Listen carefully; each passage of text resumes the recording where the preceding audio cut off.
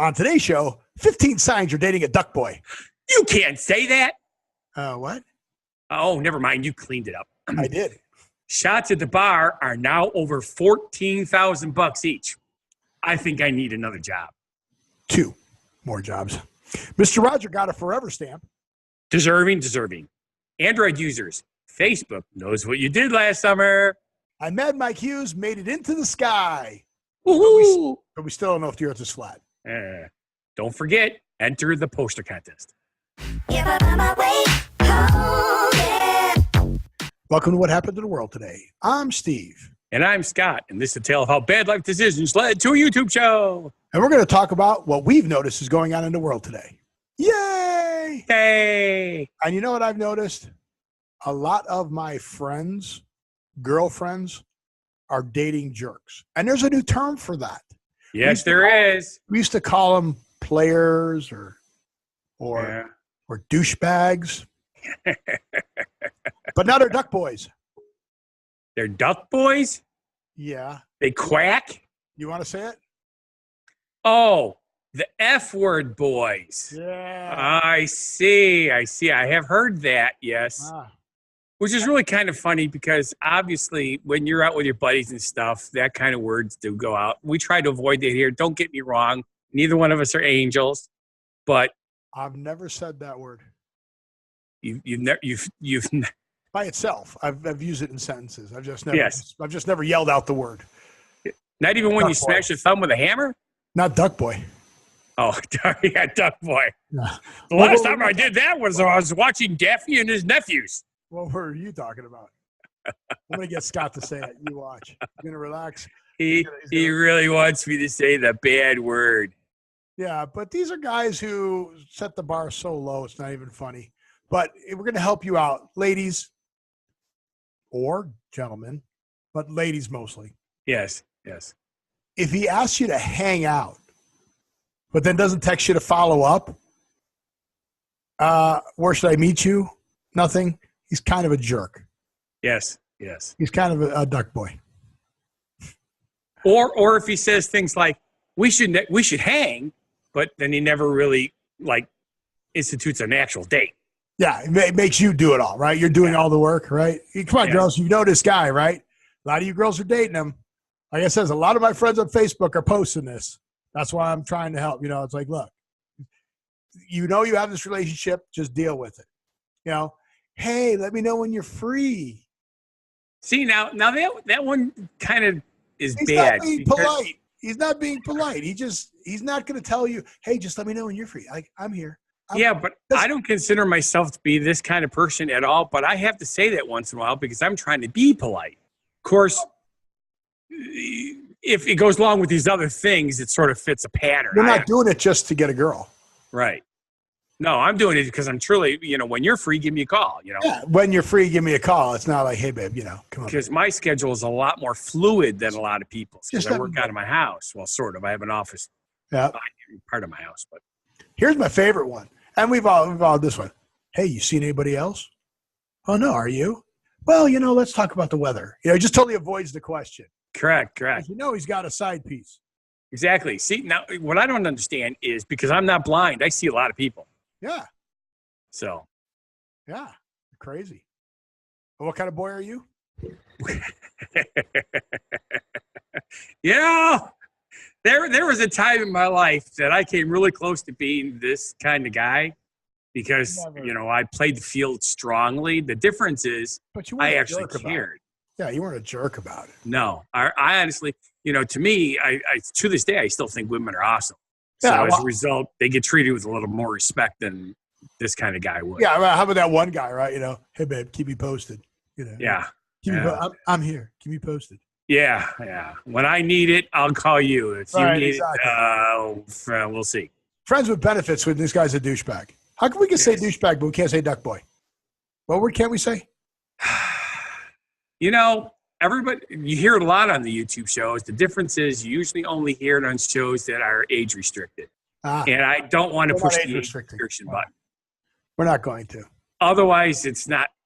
So many people use this kind of language in regular life. It's not really the end of the world, but it's not necessary in my opinion. So. This next one was my favorite one because one of the girls posted. She goes, "Oh, I finally got to meet all his friends. They didn't know who I was." No. We've been going and out what made it interesting? There were only 3 of them. They've been going out for a year. Yeah. They didn't know who I was. Okay, he's a jerk. Yes. He's a duck boy. Yeah. Say it. Oh, you found the mug. Oh, yeah, I found my mug. Yeah, I remembered to bring it today. Yeah, they disappear from now look at this. This is cool. Because when you take it away, that leaf is not there. Right. How cool is that? Yeah. Oh, we're so easily amused. We are so easily amused. But yeah, no. You know, when you're running to other girls when you're out, he definitely doesn't introduce you as his girlfriend. Yes. Hi, this is Carrie. Okay, lose that guy. Yeah. You're in a relationship, just lose him. Yes. And then my favorite thing is they're like, I picked up his phone and he's texting other people, other girls, and they're not all like hanging out. I'm like, yeah, he's a jerk. Exactly. He's a jerk. And sometimes he doesn't respond back when it's dating time, after 6 o'clock and before 11 o'clock. That's because he's out with another girl. Exactly. Like, get rid of him. See, that's why I waited till after 1 a.m. before I did it. Yeah. Or the best part is if his friends can't look you in the eye because they're not duck boys. Right. And they know that he's got a side piece. Yes. Or if they can't look at you, then that's it. So ladies, get rid of these guys. These guys are jerks. Unless, of course, you like playing the field also. But if you're looking for a relationship, that's it. This is not the right guy. Just lose these duck boys. Yes. What kind of boys are they? Duck boys. Ah. Quack, quack, quack. Frackin' A. Yeah, frackin' A. Do you remember what show that was from? The Penguin? No. Oh, Frack. They always said Frack in the show. No, who? Andromeda with Kevin Sorbo. Oh, really? Yep. I don't remember that. Their word was frack. I think I do remember that. Okay. Yeah. So I heard that the most expensive shot that you could buy of alcohol is no longer $7,000. No, it is not. And who would have thought that anybody would pay even $7,000 for a shot? Let alone, are you ready for this amount, folks? $14,156.89. So my question for you is, it can't be on taste. It's got to be on, it's unique and you say, oh, I had that shot, right? Okay, now, actually, I'm not much of a drinker, but I do know certain things because you just know things. Cognac is one of those drinks that is considered like the top of the line drink. Cognac. Right. Okay. Sure. Now, back in the 1800s, I'm trying to remember John Philo, I believe was his name. He created cognac back in and his very first blend was created in 1894. Okay. And this bottle was found on the estate, never opened from the original bottle. Yes. So it's his signature? Correct. On the bottle? So a similar bottle from the same, distillery. That's right. It's not a vineyard, it's a distillery. Right. But a different year, a much newer year. That's the one that went for $7,000. Okay. So, but this one here is believed to be literally from the very first blend, period. That's it. So that's what it is. It's so unique. Because I remember Louis VIII cognac, right? I mean, Henry VIII. Oh, yeah. That was Henry VIII. That's the one with the decanter that's made out of crystal. Yes. Right? Yes. And the decanter's worth more than the cognac in it. Exactly. So I'm not exactly sure why drinking the cognac is such a big deal. Maybe it's to get to the decanter. Exactly. But here's what I think is really cool. They took the remainder of the bottle and they separated it into 67. Is that 67 French crystal bottles. So are they French crystal like the Louis VIII, which is my segue there. Yeah, probably. So the bottle's worth more than the shot. Can you imagine how much that one bottle is going to end up netting? Well, do the math. What's 67 times 14,000? Well, the first person got the first shot at 14,000, so I'm assuming the secondaries are probably going to be less. Going up? Well, I think it's going to go down until they get to the last ones, and it might go up again. You know what I'm saying? 7. Say the first 60 of them, because they're not the first. They weren't the first. Oh, by the way, made them Guinness World Records most expensive shot. So, but the person paid that premium to be the first, right? It's only $1 million if they sell them all for that, though. I mean, roughly. It's envelope math. It's the calculator says it's if they sell them all for 4. Yeah, but for one bottle of cognac, $1 million. In auction, It's a pretty good idea, though, to split it up, because that's you get the bidding war. So that is a good idea. I would split it up, too. So, anyways, who wants to take me out drinking? Yeah, well, you're going to find that. This is over in London. All right, who wants to take me out drinking in London? Yeah, okay. And fly me there. And back. And back. No, I'll tell you what. You fly me there, you take me out, I'll get myself home. Yeah, and we'll do the show from London. Yeah. So did you see the latest Forever stamp that came out? I personally have not seen it, but I have heard about it. A lot of people probably don't even know him anymore because, the younger crowd doesn't know. But Mr. Rogers' neighborhood. It's a beautiful day in the neighborhood. A beautiful day for a my neighbor. No, it's a beautiful day for a neighbor. Would you be mine? Could you be mine? Won't you be my neighbor? Yeah. See, he knows the words and how it goes. Yeah. Because I'm an idiot savant. Well, I got half of that right. I was more of a Captain Kangaroo guy. Were you? Now, Captain Kangaroo was more regional. Yes. I think Mr. Rogers was nationwide. Correct. So Mr. Rogers, though, was kind of a badass. Yes. But he was a minister. So I don't understand. So he was a Marine. Right. And he was a minister. And he was a decorated. Right. So, I mean, there's a lot going on there. It's not exclusive. He had a minister. Yeah. He protected our country. You have to remember, a lot of religious orders had warrior caste. Oh, we're going to talk about lineage too now? No, this is just history. Yeah. Think about the Crusades, the the Holy Wars. These were. No one expects the Spanish Inquisition. Yeah. So it's just but that's pretty cool. I'm glad they honored him because I think that's pretty cool. It is. So and because of that, I'm like you. I'm actually going to go out and buy a block. Those little sheets that they come in and frame it. So here comes my segue. We were talking about cognac before. Guess who's in the picture with Mr. Rogers on the stamp? Do you remember the name of the king that was in Mr. Rogers' imaginary neighborhood? No, I do not. It was King Friday the 8th. King Friday the 8th. Louis the 8th, cognac. I'm a master at these segues, how these stories all tie together. Why would you talk about this and then go into that? Because it made sense. Oh, you just made me flash back to a primetime show that I was just watching that they did that. It was all about just what you did. Everything has to, has to tie, yeah. Yes. And it's amazing how good they did that show. They all tie in my head. Yes. A lot of things are tied in your head. But we won't go there. No, we get lost in there. Yeah. But so that's pretty cool. So yeah. And they're only 50 cents. And then they're forever. So if the price of postage goes up, they're worth whatever the base postage rate is. Correct. So that's pretty cool. But that's still not why I'm going to buy them. Why are you going to buy them? Well, normally what I do, because me, I love Christmas.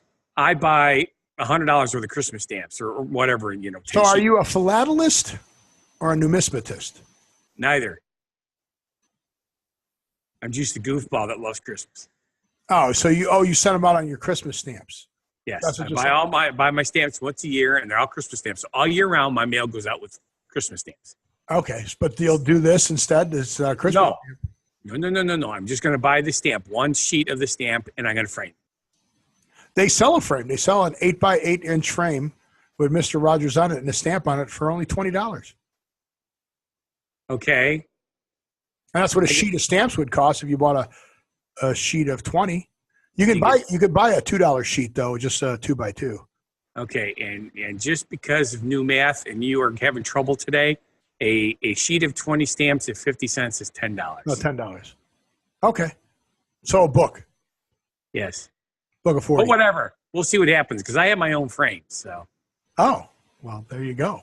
I'm special that way. You are special. We're both very special. Yes, we are. So we were talking about how are we going to segue this one in there? Special people who make lots of phone calls and texts and chatting on their cell phones. Like me.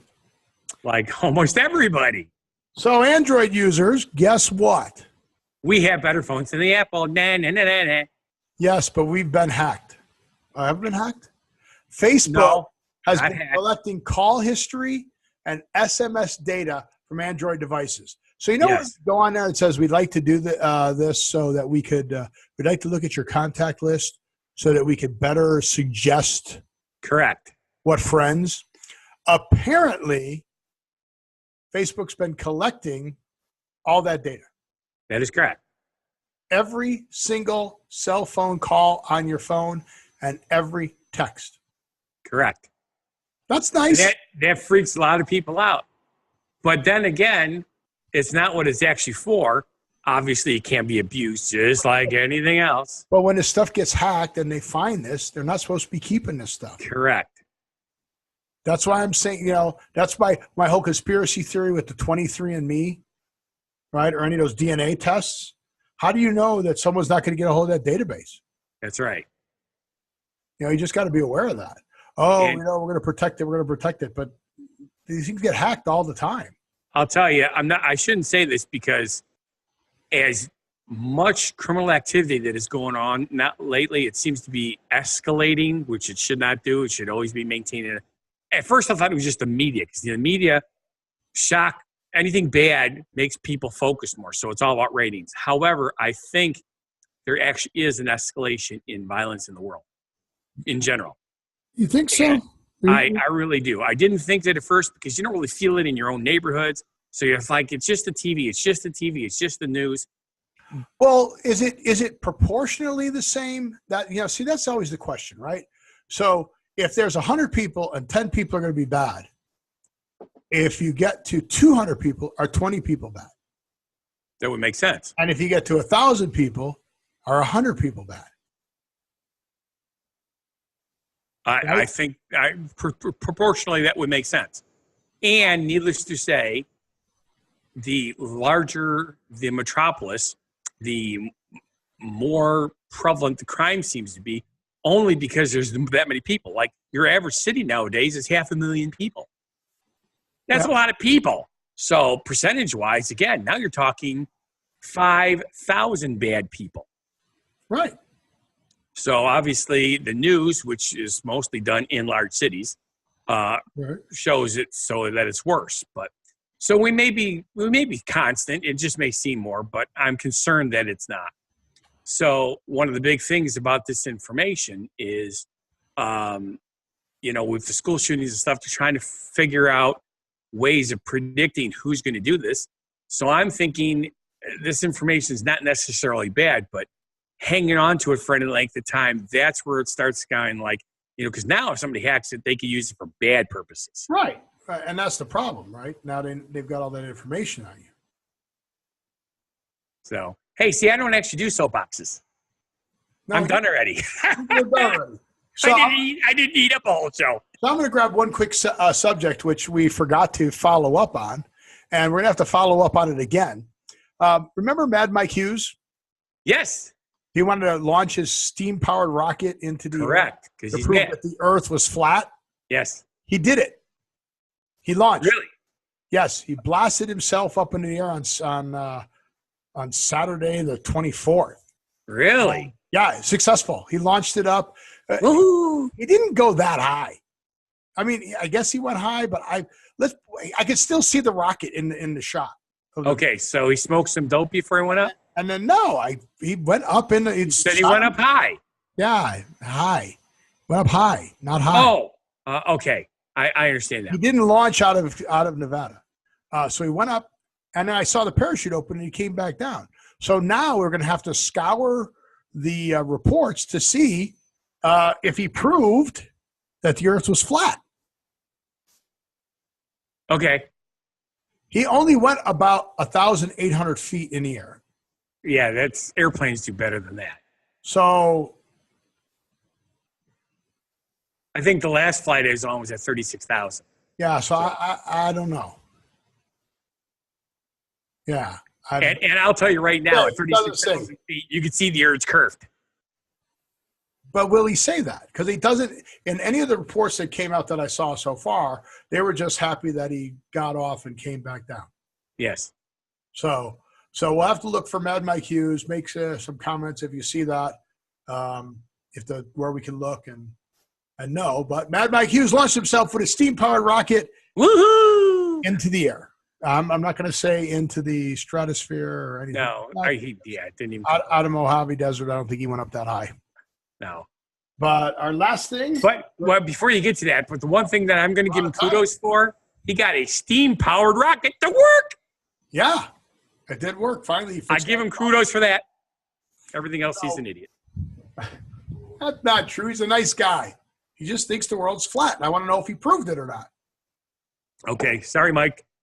Remember, the Nina, the Pinta, the Santa Maria, and the Santa Clara, all 4 ships sailed to the New World. That is correct. Santa Clara went over the edge. Remember our poster contest. All you have to do is put in the comments of any one of our videos, I would like the poster. I want to enter the poster contest. Poster. We'll put your name in. Your comment comes with a name. We'll put your name in a drawing. In April, first week of April, we'll make a drawing. We'll draw to see who won. You get this very cool Asia poster signed by John Payne. Have a picture to prove authenticity, so we can prove that John Payne did sign it. I guess I could send it on a disc. You can't. Well, you can digitally send it. Oh yeah, email it to him. I'll email it to him. Yeah, because the signing parts can't be that much data. Okay. Scott's taking over editing of the show. Yay! I got more free time. I'll tell you something. No. Thanks a lot. You're welcome. So remember, enter the contest. Time's almost up. Please. We want this to go to a good home. Oh, goodness, yes. I just realized it's almost up. Yeah. We're at the end of March already. What the heck? End of March, that's right. So with that, I want to say thank you for watching. And if you feel our show is not a bad life decision, then please subscribe, watch our other shows and channels. Put the comment in there saying, I want the poster.